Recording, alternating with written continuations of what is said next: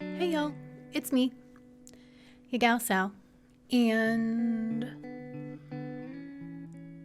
I was going to record my Ask Me Anything video, which I'm still going to do, but first I wanted to,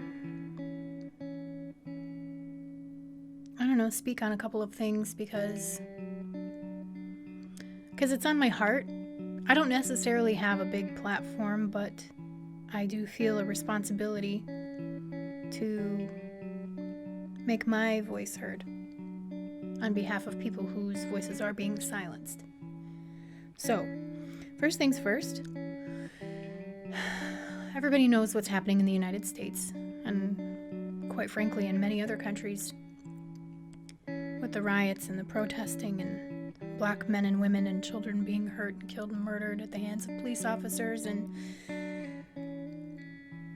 it's been going on for a long time. And in this community, GalSal 04, or whatever you want to call this community that we're building together, this is a place of inclusion. This is a place where everybody has a voice, everybody's opinion is heard, everybody's feelings, lives, thoughts matter. And I wish it were that way in my country. And if you are a person who does not believe that Black Lives Matter, if you are a person who does not believe in racial justice, and that racism is still very much a thing here, then I encourage you to educate yourself, to do your own legwork. Listen to the black and brown people who have been living this hell for hundreds of years. If you are a black or brown person, I stand with you. I stand in front of you, beside you, wherever you need me to be. Because for far too long, people that look like me have been silent. And silence is complacency. It's letting it happen. I am doing my part to educate myself on things like white privilege and racism and how to break the chains and break the cycles so that I don't pass that on to my kids and they don't pass that on to their kids. I stand with all black and brown people. I don't know what it's like to live an oppressed life. I don't have to worry about things like being shot at if I get angry or being tailed in a store if I walk in because I look suspicious, or going for a jog. I go for a jog in my neighborhood at 8 o'clock at night, which in the wintertime is super dark.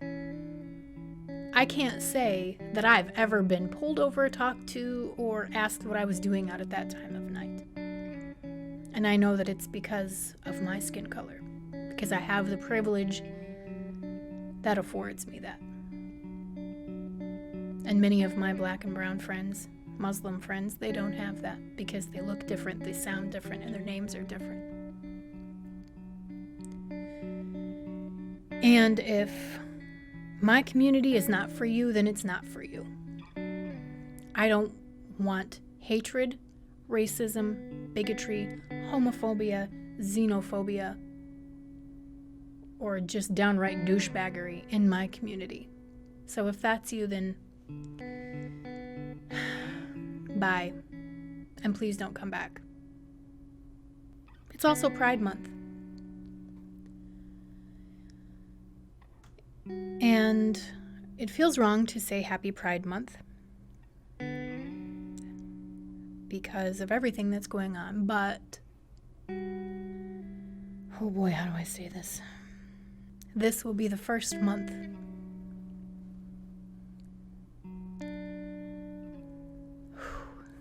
I'm probably going to lose friends and family over this, but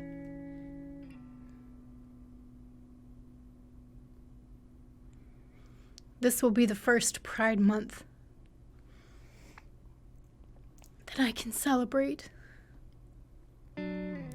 as a member of the LGTBQ plus community and not an ally. And I know that the riots at Stonewall happened because of Black trans women. And I don't forget that. I remember them. And I know that I wouldn't have the strength or the courage to come out as a bisexual woman. Proud, unashamed, without them having fought that fight. So happy Pride Month. It feels really good to get that off my chest. I was going to make a video for National Coming Out Day, but I figured why not now? I'm so tired of hiding who I am. I'm so tired of hearing that I have a mental illness or I'm fighting some unknown demon. I'm just me. I can't help who I find attractive. I can't help what my heart, my soul, and my brain find in people. Yes, I'm married to a man, but that doesn't change who I am. That doesn't change my sexuality, and it doesn't change my heart. And for a very large portion of my life, I tried to silence that part of me, but I won't do it anymore. And if I can do it being in my 30s, then you can do it too. And if you're not comfortable, that's okay. I see you. I see you. So I went to Twitter and I asked people to ask me questions because I wanted to celebrate my channel hitting 200 subscribers, and oddly enough, we're right around a year old here at GalSal. Well, a year old as far as gaming goes. So we're going to go through and I'm going to answer these questions truthfully, and thankfully nobody was ridiculous and asked me some really weird questions. Question number 1 came from Stu. Stu is one of the people who is an online friend, but an online best friend, and who someday I really want to meet in real life. And she's also a moderator on my Twitch channel, and she also streams on Twitch. I will link her in the description down below. But Stu asks, who are your top 3 favorite YouTubers? I corrected that grammatical error for you, Stu. Sorry about that. Boys are excluded. This includes Ethan, Tyler, Bob, Wade, Sean, and Mark. So basically, I cannot choose any of my go-to YouTubers or creators that I follow. She wants to know who else I like. And no Alex either. And for those of you who don't know, I work out with Alex Tima, who is also Markiplier's personal trainer. And I'm also one of the mods on his Discord. And he is amazing. He's awesome. And yeah, there's that. So who are my 3 favorite YouTubers? I like Jenna Marbles. I've been following her for a while. Jenna Marbles is funny. And one of my other favorite YouTubers is Mung Chi, I think. She's a Korean cook, and she has some of the most delicious recipes. And I love Korean food, and so I watch her a lot. And one of my other favorite YouTubers is Valkyria. She is a fellow small YouTuber. She's a fellow gamer, and let me tell you, I love her commentary. She has like the best commentary ever. Her voice is energetic. Her commentary is engaging, and I love the games that she chooses to play. She's playing Hyper Light Drifter right now, and she played Ori and the Blind Forest, and I love them. You should check her out. She will also be in the description down below. Those are my top 3 favorite YouTubers, other than the boys. The boys are excluded. So thanks for that, Stu.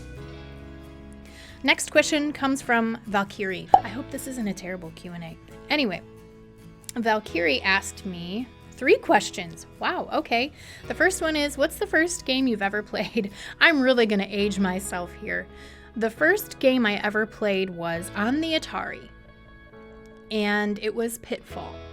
If they had a Pitfall for the PC and it was absolutely the same 8-bit, the same music, the same controls, I would play it all day long. It's the simplest game, but it's so much fun. What game or top games are your favorite or bring you the most joy? Ooh, top favorite games, aside from Pitfall. That will always be like a wave of nostalgia for me. But top games. Super Mario Bros. 3. Mario Kart for Wii. I'm a Mario person. And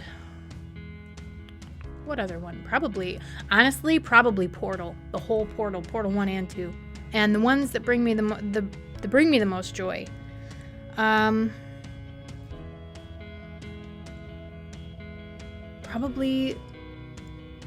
Super Mario 3. I can whip through that game so fast. I love that game. And last question, if you could do a collab with any YouTuber, no matter the channel size, who would it be and what would you do? No matter the channel size? Well, I'll give you two answers for this. If I was going to collab with somebody and they were a fellow small YouTuber, Valkyria, it would probably be you. I mean, I'm going to say that. Girl power. And if it was like a big YouTuber, I would love to collaborate with Jacksepticeye. I'd love to play the Portal 2 co-op with him. I think that would be so much fun. I would love to collab with him. Does he even know I exist? No, I'm nothing but, a dot. I'm not even a blip on the radar. But that's, it's a dream. People can dream. And next question. From ActCat808. She asks, what are some of the best things and the hardest things about being a mom? Finally, a mom question. Oh gosh, some of the best things about being a mom.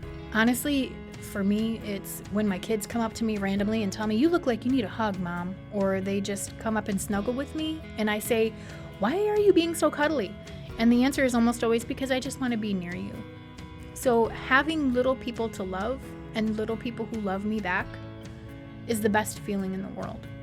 And when they're little babies, there's nothing better than picking up your baby and putting them on your shoulder and patting their little back and feeling their soft little heads. And I miss when they were babies. Oh my God, I miss when they were babies. But I love them even more now. They're growing into their own people.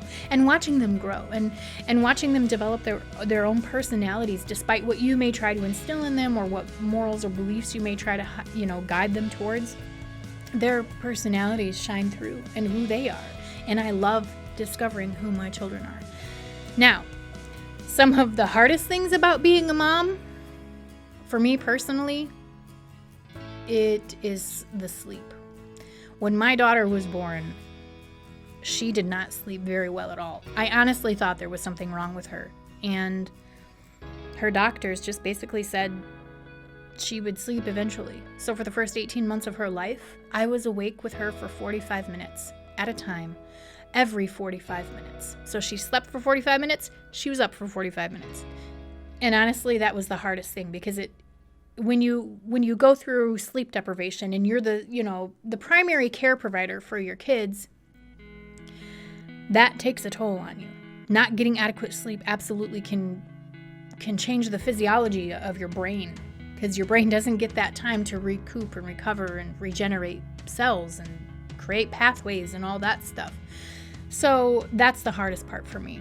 And, disciplining, guiding my kids, because I'm doing it in a completely different way than when I was a kid. So I feel like I'm embarking on this brand new journey.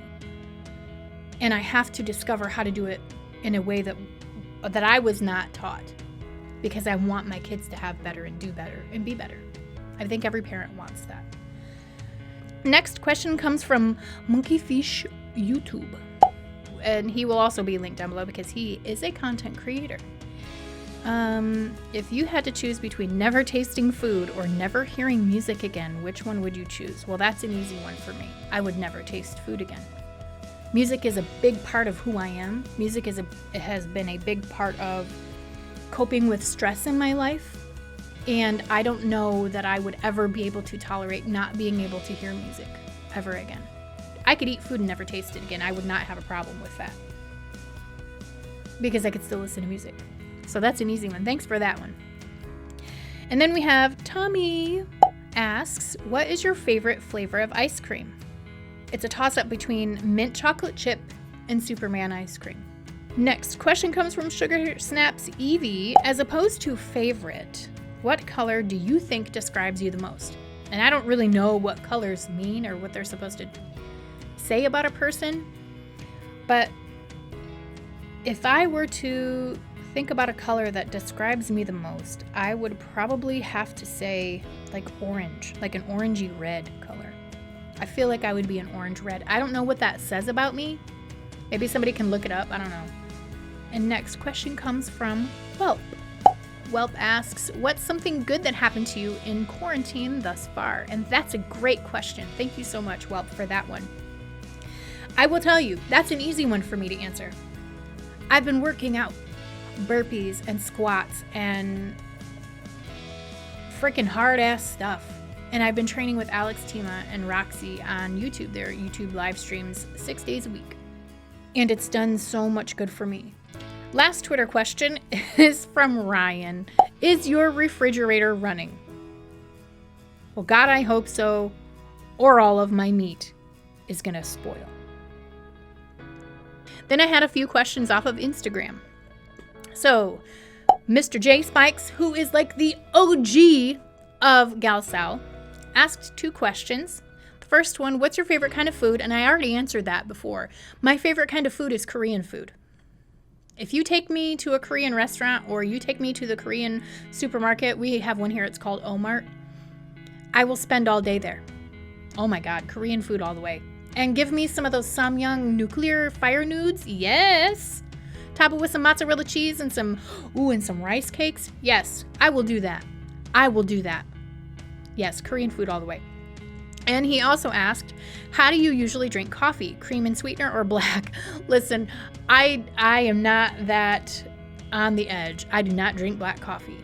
I like my cream and sugar with a little bit of coffee. I don't know why, but I love sweet coffee. If it's not sweet, I don't want it. And that's just how I am. And then we have the Pie is a Lie official, which I love the name, asks, what is your favorite game of all time and why? I don't know, probably Super Mario 3. It'd have to be Super Mario 3 and then Portal would be a very close second. I play Super Mario 3 all the time. And why? I don't know, Super Mario 3, I just love the gameplay. There's something about that one, I don't know what it is. I think it's the fact that you can sneak and find whistles and warp to different worlds in such a cool way with a flute, and I played the flute all throughout my school career, so I don't know, maybe that's why. And Portal is a close second because Portal is the game that catapulted my channel, which in turn changed my life because it kind of opened me up to all kinds of possibilities. And it was the first game I'd ever played that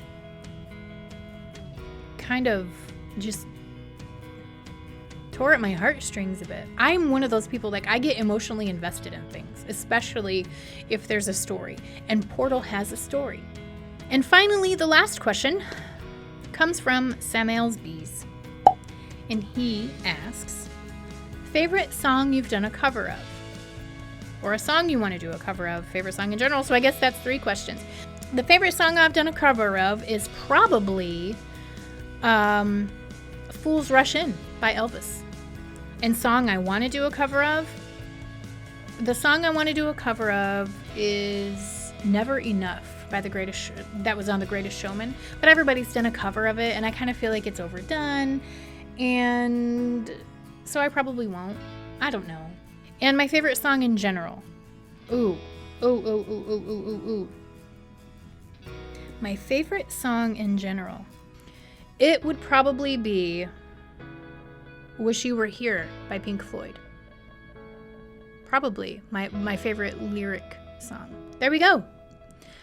That's all the questions. I am grateful, humbled, honored, so happy that you all asked me questions. That's the thing, I never expect it, but I get it. And gosh darn it, y'all know where to hit me, right? Where to hit me. And I appreciate y'all for that so much. So thank you to everybody who asked questions. Thank you for being here. Thank you for watching. If you liked the video, give it a thumbs up. If you want to see more stuff, hit the subscribe button.